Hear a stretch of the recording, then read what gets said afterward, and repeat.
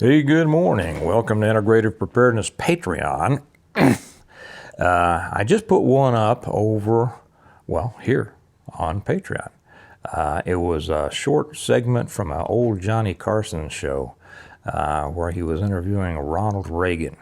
And it was one of those, if you want just a few minutes return to some sanity and common sense and wisdom, Reagan is the place to go, and humor. The guy was just funny as can be. He had an unbelievable knack to get a point across, to stand by certain principles, and not necessarily make enemies of the people who opposed him. He got along with a lot of people, and it had to do with his personality, and I can't claim to have that same kind of personality. I can be pretty abrasive sometimes.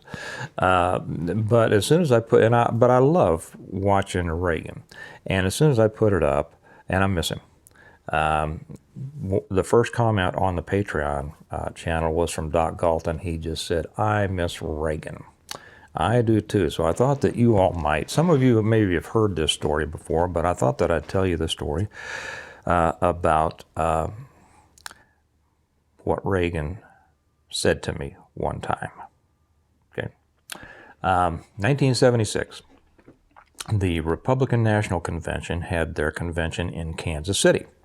And at that time, Gerald Ford was president. He was running, and then Reagan, and I forget if Rockefeller was also running in the primary, but Reagan was running against him, against Ford in the Republican primary, and they had their convention in Kansas City. I was assigned, my team was assigned to provide a second tier and then roaming security at the Mulebach Hotel. It's a very famous hotel in Kansas City, where the Republican National Committee had their headquarters and where Reagan was staying. Now, at that time, I was a dyed-in-the-wool, and this is a lesson for many people, I was a dyed-in-the-wool Democrat. Dyed-in-the-wool, because my family came from Kansas City, Jackson County, Missouri, which was just about as back then they didn't use red and blue, but just as Democrat as you could get, because Harry Truman was from there. Everybody loved Harry Truman. Kansas City was a big Democrat machine town ever since Tom and Big Jim Pendergast. And so it was all Democrat. I didn't have to think when I went to vote because I just knew, as I'd been taught by my family, that Democrats were good, Republicans were bad. And if a Republican did anything that was good, it was either by mistake or a sneaky way to do something even worse later. Okay, that's what we thought. And then I went into police, and all cops were Democrats. All firemen were Democrats. Everybody, the working man were Democrats. So I didn't have to think because the thinking propaganda had been done for me. And so whenever it was time to vote, I just went in and I pulled the lever for D, and that was it. So anyway, I was all in for Carter. Right, because he was supposed to be, and it was a bunch of lies, he was supposed to be this honest Sunday school teacher from Georgia, and they said that he was a nuclear physicist, which was junk. He had gotten a I think a degree in physics, and then served on, when he was in the Navy, served on a nuclear sub. And so they put that together and said, he's a nuclear physicist. So everybody says, well, this peanut farmer knows how to run a business. They didn't know at the time that he was supported by government subsidies. And he's so smart because he's a nuclear physicist. And he's so honest because he's a Sunday school teacher. So we were just all about, Jimmy Carter. Because we'd come out of Nixon and such. That was kind of a mess back then. Wasn't nearly as big a mess as the Democrats do now, but it was. We were led to believe that it was a huge mess, Watergate and all that, So anyway, I was very disappointed that here I was, and I had just heard horrible things about Reagan. He was an actor who made movies with a monkey. He was He was stupid. He was a Republican, which was, horrible enough if you needed an excuse to hate him. So I was disappointed. I said, man, I got this I get a chance to guard some cool people, and it has to be Reagan. Now, I wasn't personally attached to guarding Reagan, but in that situation, we were running, perimeter security and second tier and such as that. And we were teamed with a special team. Anyway, so I just did my gig, and it was kind of interesting watching everybody come and go, all the limos. I did fall asleep in Kissinger's limo that was kind of a funny story. But watching everybody go in and out, it's kind of exciting, even if you don't like the people, and I didn't, they were all Republicans, so they were horrible. Even if you didn't like it, it was interesting watching everything, watching it. See how everything was done. And, it's kind of like being within the enemy's camp. Well, one day, they were getting ready. Every morning, they would get in, the limos would pick up the key players and take them to, now Ford wasn't staying there. I forget where. I think maybe he was staying at Crown Center or the Hyatt or someplace like that. But the second tier guy, Reagan was. And in the morning, they'd get up, and the limos would come up, and they'd go down and get in, and they'd take them over to a place called Kemper Arena, where the convention was being held. So this one morning, milling around, and I'm just, I'm a deputy sheriff, and I'm standing there in my uniform, and a lot of people from out of town got a real kick out of seeing us in our Stetsons. A lot of people never seen a Stetson before in real life if they came from the coasts. So somebody, I don't remember who, captain or something, I don't know. They just, got me and said, hey, run up to that conference room up there, that small conference room, and tell them that we're ready to go. Tell Reagan's party that the limos are here, they're ready to go. So I said, all right.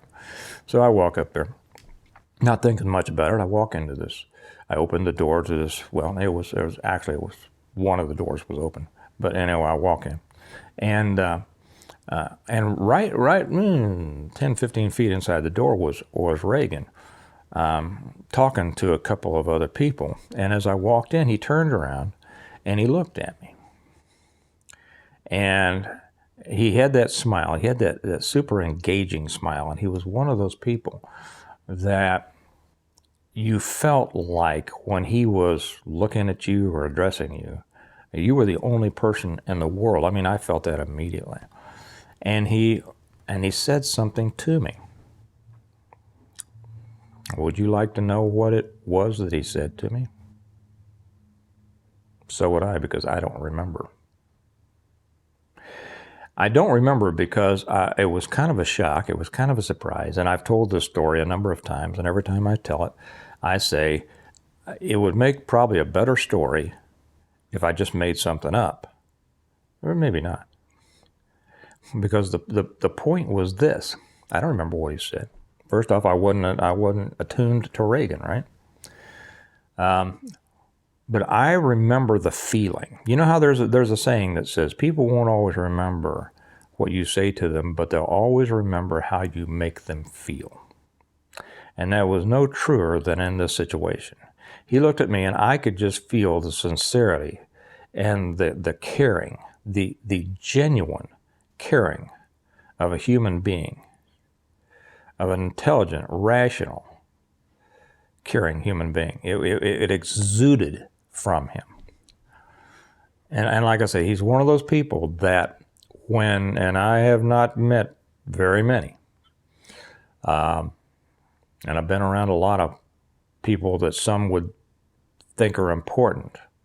There's only been a few that when they look at you, it's like the whole rest of the world, and they say something to the rest of the world disappears. And that moment, you get a sense of that person. It was an amazing experience. Amazing even though I don't have a clue, don't have a prayer to try to remember what he said. I don't know if that's good or bad. Maybe this story is just fine with that, because the importance is probably not what he said, but the way that he was, the way that he made a person feel when he was talking to them. And if you watch that thing on the Carson show, and if you watch anything else, you see that in Reagan, there was a guy that knew what he believed. And he believed what he believed for reasons.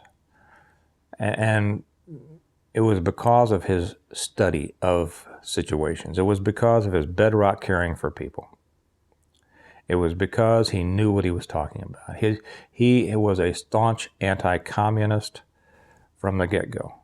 When he switched from the Democrat Party to the Republican Party, it was a matter of principle.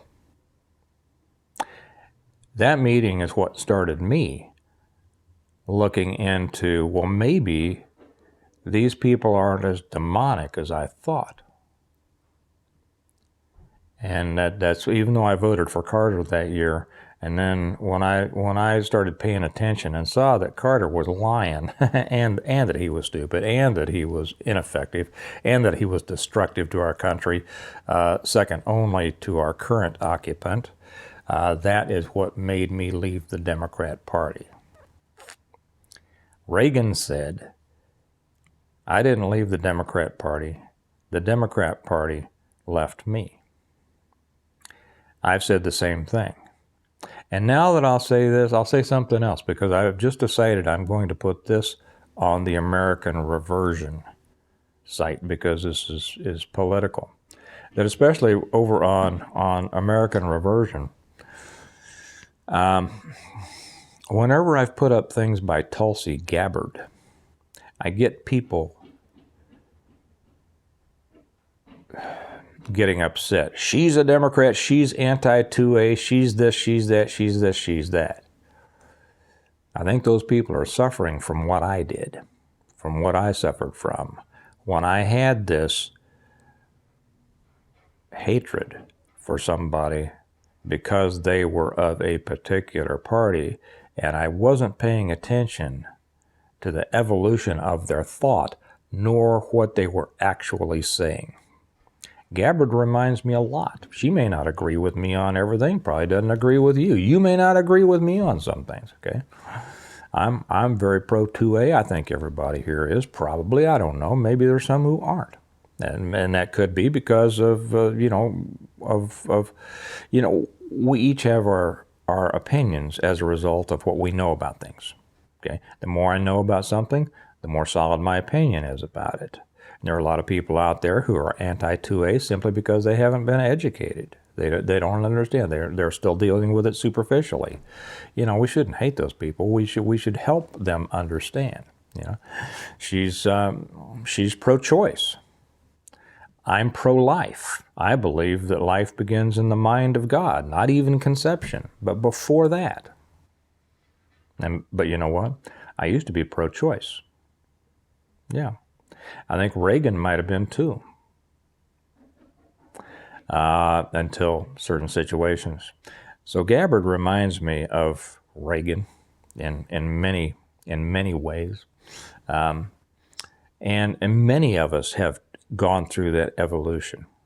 So anyway, I got a little bit more political here than I meant to. That's why I decided also to put this on American Reversion.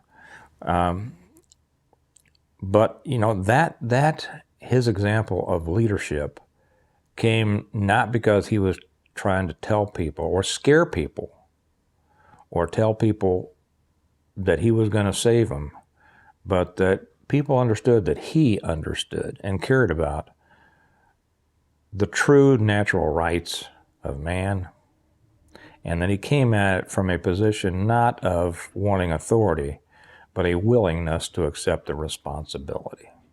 So anyway, that was a long one. It started just because I thought you might get a kick out of hearing about Reagan and I. And but I think that's important. We're coming up on an important election here. This is for the people on American reversion. If you're on